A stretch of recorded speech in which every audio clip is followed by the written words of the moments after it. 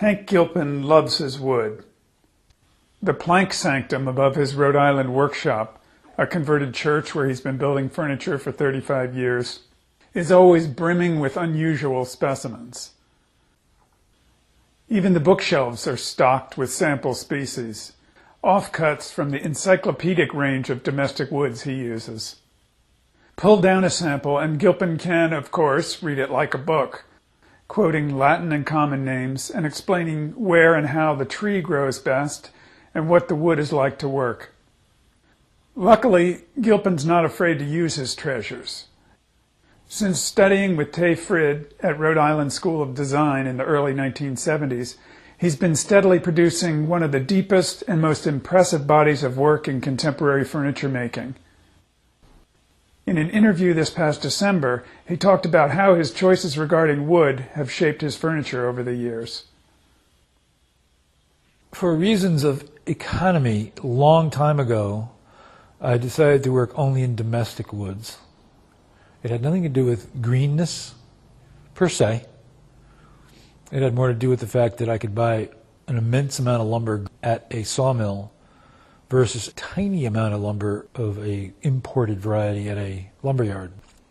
I mean, I've basically been working in domestic wood since the mid-70s, and by making a decision to limit myself to a certain range of material, and then by focusing in closer on the material, I discovered within that limitation these interesting variations on everyday wood.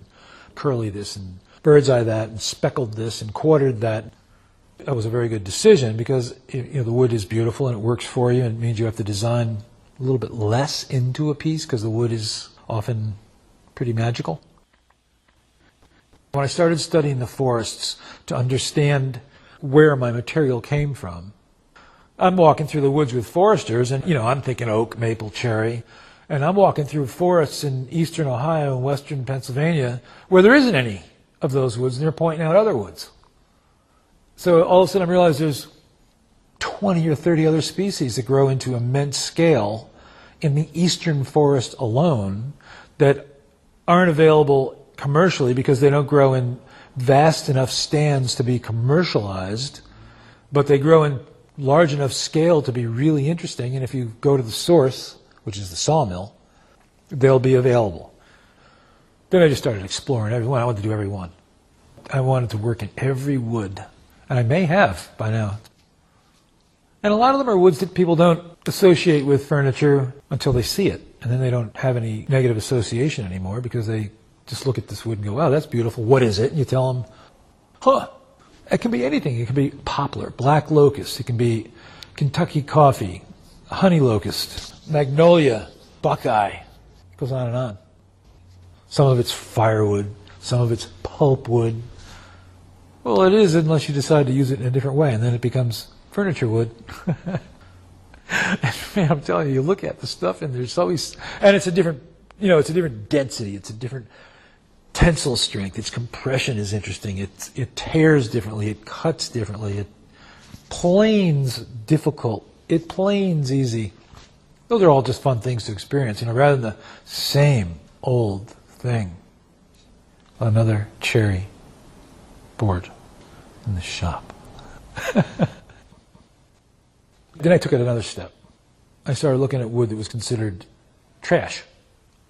Not just species trash, but board trash. Knotty boards, checked boards, twisted boards. And I started seeing opportunity in them by thinking about them differently. Just as I was thinking about the wood species differently, I started looking at every single piece of lumber I saw. I thought, I can do something interesting with this.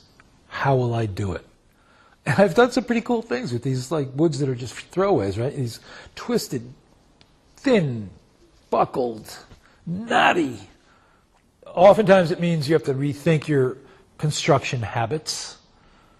Sometimes you have to rethink the expectations at the buyer end, but generally if you satisfy the priority, which is pragmatism in my world, and you use something unusual in an interesting way, but the piece still functions, they're going to like it. They'll find it interesting.